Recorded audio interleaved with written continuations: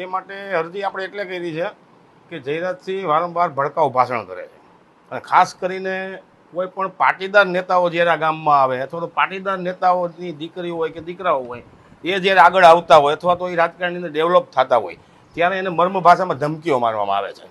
કેવી કોઈ પણ હમણાં 26 તારીખની જે સભા હતી એની અંદર પણ જિગીસાબેનને નામ લઈને તો કે ધમકી મારવામાં આવી છે એ બાબતે અને બીજા અન્ય પુરાવાઓ સાથે સુપ્રીમ કોર્ટની અંદર ગુજરાત સરકારને રજૂઆત કરવાના છીએ અને પછી સુપ્રીમ કોર્ટની અંદર અમે દાખલ થવાના છીએ. હા, મને એવી માહિતી મળી છે કે એ પોલીસ સ્ટેશને જયરાજસિંહ આવતા નથી અને એના કમાન્ડો પોલીસ સ્ટેશને આવીને રજિસ્ટર લઈ જાય છે અને હાજરી એની બંગલે એની હાજરી પુરાય છે એવી મને માહિતી મળી છે. મેં પોલીસ પાસે માહિતી માગી છે અને અગાઉના સમયમાં જે કાંઈ કરવું પડે તે કરશું.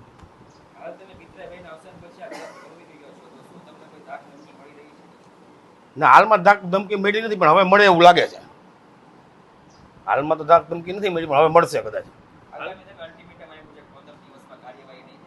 હા, ગુજરાત સરકાર જો કાર્યવાહી નહીં કરે, ગુજરાત સરકારને લખ્યું છે આપણે સેક્રેટરીને અને મુખ્યમંત્રી સહિતનાઓને, જો એ કાર્યવાહી નહીં કરે તો 15 દિવસ પછી સુપ્રીમ કોર્ટમાં ઓલરેડી અમે દાખલ થશું. અમે અમારા એડવોકેટ રાખીને પિટિશન દાખલ કરશું.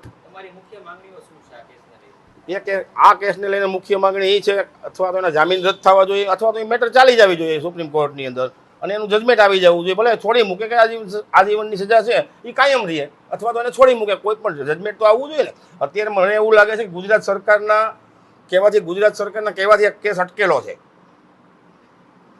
ગુજરાત સરકાર ઉપર મારો આક્ષેપ છે કે ગુજરાત સરકાર આ કેસને રોકી રાખ્યો છે, નહીંતર આ સુપ્રીમમાં કેસ ચાલી જવો જોઈએ. આ કેસને ચલાવવા માટેના ઓર્ડર એમાં જોઈન્ટ કરેલા છે. મેં આમાં માહિતી છે બધી મારી અરજીમાં કે એ કેસ તો જ્યારે એને જામીન આપ્યા ત્યારે જ એને કંઈક 6 મહિનામાં ચલાવી લેવાનો હતો એવો ઓર્ડર છે, પણ છતાં પણ સુપ્રીમ કોર્ટમાં રોકી રાખવામાં આવ્યો છે.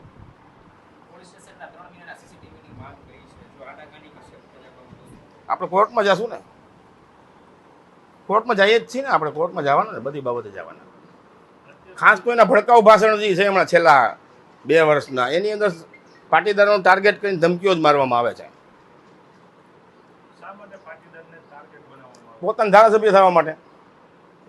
કોઈ પાટીદાર અહીંયા ધારાસભ્ય થવા માગે અથવા તો એને જેલ તો એની સામે ગુસ્સી કોટ કરાવી દેવામાં આવે, એને પૂરી દેવામાં આવે, કોઈ છોકરાઓને મારવામાં આવે. હમણાં તાજેતરમાં પણ એવું થયેલું છે, ઘણાને ફોર્મ ખેંચાવામાં એક ગજેરાના છોકરાને પણ માર્યો છે. અગાઉ પણ ઘણા છોકરાઓને માર્યા છે. ભાઈ આ સાયલન્ટ ગુંડાગીરી હાલે. કેવી સાયલન્ટ, કોઈને ખબર ન પડે એવી ગુંડાગીરી હાલતી નથી. એવું નથી, ગોંડલમાં 100% ગુંડાગીરી છે. મિર્ઝાપુર જ છે, ગોંડલ મિર્ઝાપુર જ છે.